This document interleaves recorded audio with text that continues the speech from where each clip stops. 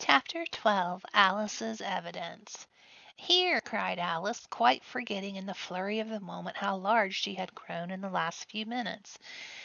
And she jumped up in such a hurry that she tipped over the jury box with the edge of her skirt, upsetting all the jurymen onto the heads of the crowd below, and there they lay sprawling about, reminding her very much of a globe of fish she had accidentally upset the week before.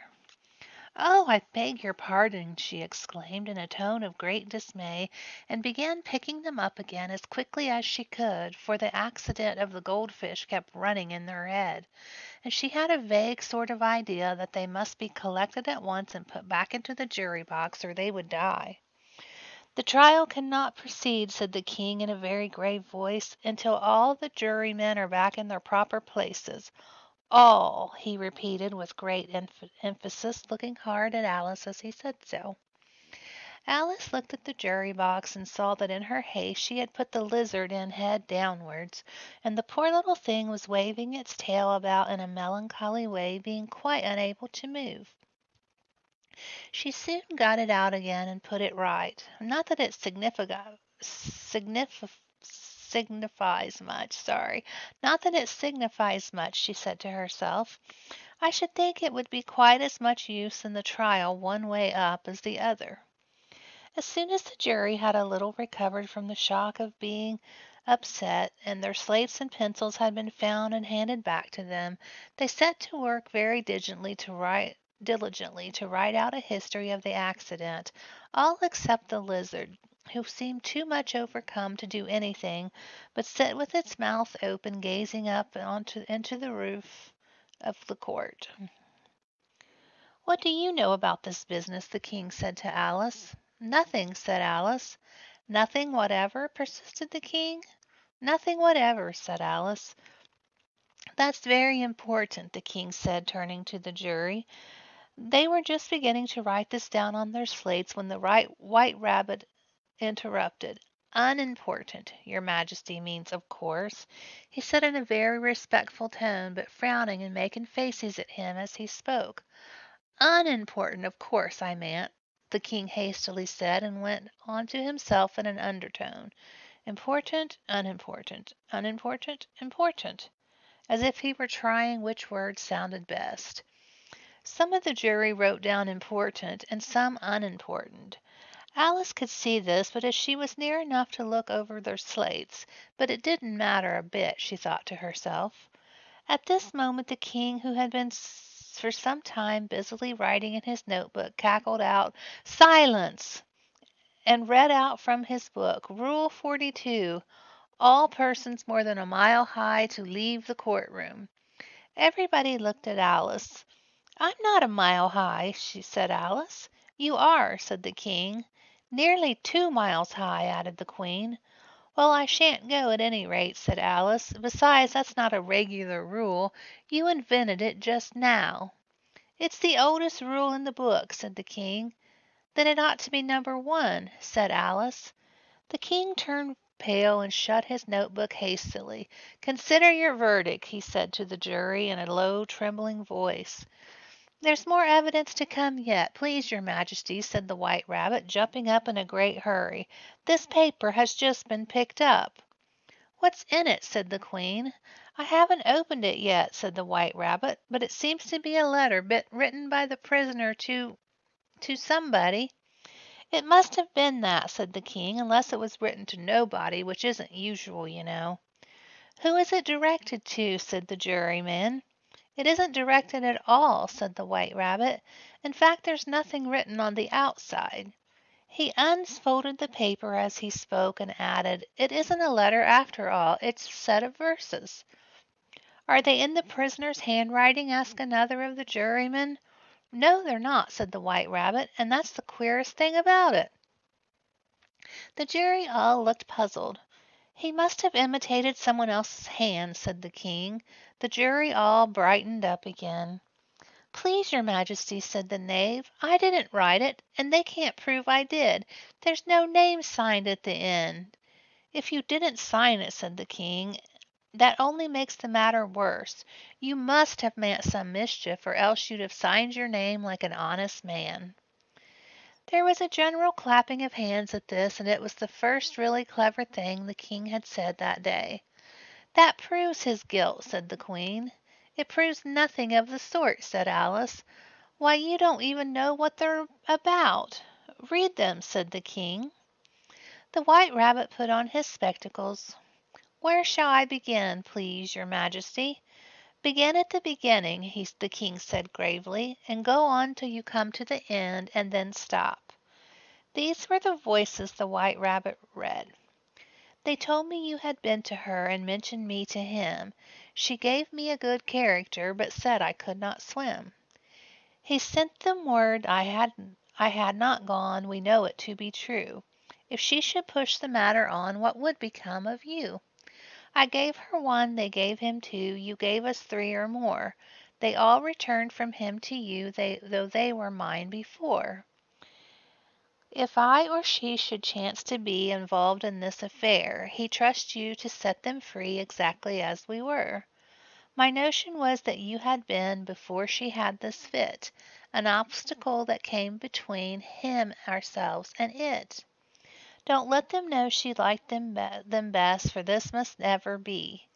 A secret kept from all the rest, between yourself and me." "That's the most important piece of evidence we've heard yet," said the king, rubbing his hands. "So now let the jury—" "If any one of them can explain it," said Alice. She had grown so large in the last few minutes that she wasn't a bit afraid of interrupting him. "I'll give him sixpence. I don't believe there's an atom of meaning in it." The jury all wrote down on their slates, "She doesn't believe there's an atom of meaning in it." But none of them attempted to explain the paper. "If there's no meaning in it," said the king, "that saves a world of trouble, you know, as we needn't try to find any. And yet I don't know," he went on, spreading out the verses on his knee and looking at them with one eye. "I seem to see some meaning in them, after all. Said I could not swim. You can swim, can't you?" he added, turning to the knave. The knave shook his head sadly. "Do I look like it?" he said, which he certainly did not, being made entirely of cardboard. "All right, so far," said the king, and he went on muttering over the verses to himself. "We know it to be true." That's the jury, of course. "I gave her one, they gave him two." Why, that must be what he did with the tarts, you know. "But then it goes on, they all returned from him to you," said Alice. "Why, there they are," said the king triumphantly, pointing to the tarts on the table. "Nothing can be clearer than that. Then again, before she had this fit— You never had fits, my dear, I think," he said to the Queen. "Never," said the Queen furiously, throwing an inkstand at the lizard as she spoke. The unfortunate little Bill had left off writing on his slate with one finger, as he found it made no mark, but he now hastily began again, using the ink that was trickling down his face as long as it lasted. "Then the words don't fit you," said the king, looking around the court with a smile. There's a dead silence. "It's a pun," said the king. "It's a pun," said the king, added in an offended tone, and everybody laughed. "Let the jury consider their verdict," the king said for about the 20th time that day. "No," said the Queen. "Sentence first, verdict afterwards." "Stuff and nonsense," said Alice loudly. "The idea of having the sentence first." "Hold your tongue," the Queen said, turning purple. "I won't," said Alice. "Off with her head," the Queen shouted at the top of her voice. Nobody moved. "Who cares for you?" said Alice. She had grown to her full size by this time. "You're nothing but a pack of cards." At this the whole pack rose up into the air and came flying down upon her. She gave a little scream, half of fright and half of anger, and tried to beat them off. She found herself lying on the bank with her head in the lap of her sister, who was gently brushing away some dead leaves that had fluttered down from the trees upon her face. "Wake up, dear Alice," said her sister. "Why, what a long sleep you've had." Oh, I've had such a curious dream, said Alice, and she told her sister as well as she could remember them, all these strange adventures of hers, and all these strange adventures of hers, and that you have just been reading about. And when she had finished, her sister kissed her and said, "It was a curious dream, dear, certainly. But now run into your tea, it's getting late." So Alice got up and ran off, thinking while she ran, as well she might, what a wonderful dream it had been. But her sister sat still after she left, leaning her head on her hand, watching the sun setting, and thinking of little Alice and all her wonderful adventures, until she too began dreaming after a fashion. And this was her dream. First she dreamed of little Alice herself, and once again the tiny hands were clasped upon her knee, and the bright, eager eyes were looking up into hers.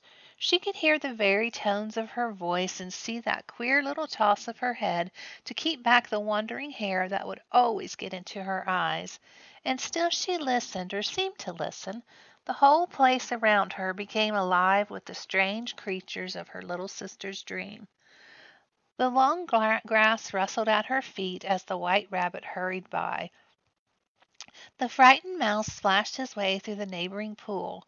She could hear the rattle of the teacups as the March Hare and his friends shared their never-ending meal, and the shrill voice of the Queen ordering off her unfortunate guests to execution.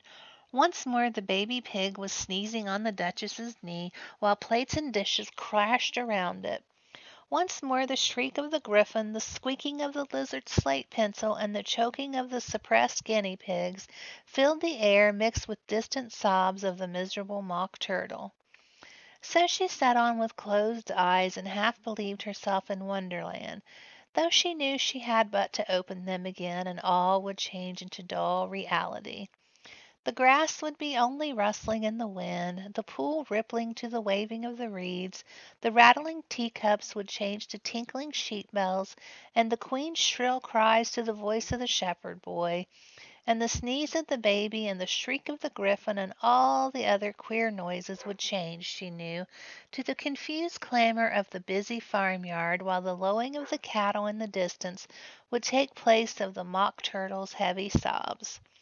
Lastly, she pictured to herself how this same little sister of hers would, in the aftertime, be herself a grown woman, and how she would keep through all her riper years the simple and loving heart of her childhood, and how she would gather about her other little children and make their eyes bright and eager with many a strange tale, perhaps even with the dream of Wonderland of long ago, and how she would fill with all her simple sorrows and find a pleasure in all her simple joys, remembering her own child life in the happy summer days.